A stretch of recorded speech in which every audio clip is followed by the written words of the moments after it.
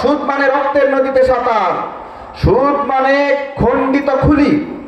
রাসূল সাল্লাল্লাহু আলাইহি ওয়াসাল্লাম হাসরে দেখেছেন সুদ মানে রক্তের নদীতে সাঁতার, সুদ মানে পেট ভর্তি সাপ, আল্লাহ এবং তার রাসূলের সাথে যুদ্ধ। সবই ঠিক আছে, কিন্তু এই ব্যক্তি কাফির নয়। আমাদের মধ্যকার অনেক মানুষ মনে করে কবিরা গুনাহগার ব্যক্তি কাফির। জি না, এটি মহা ভয়ঙ্কর অপরাধ বটে, কিন্তু সুদের সাথে জড়িত ব্যক্তি কিন্তু কাফির নয়, এটি মনে রাখতে হবে। তার সাথে আমরা এমন আচরণ করতে পারি না, তিনি ফাসিক। যিনি কবিরা গুনাহে লিপ্ত থাকেন তাকে ফাসিক বলে। প্রকাশ্য কবিরা গুনাহগার যে, সে ফাসিক, কাফির নয়। যদি এইরকম কবিরা গুনাহগার ব্যক্তিকে কেউ কাফির মনে করে, সে কিন্তু খারেজিদের অন্তর্ভুক্ত হবে, সাবধান। আর খারেজিরা কিন্তু জাহান্নামের কুকুর। আল খাওয়ারিজু কিলাবু আহলিন নার, রাসূল সাল্লাল্লাহু আলাইহি সাল্লাম বলেছেন।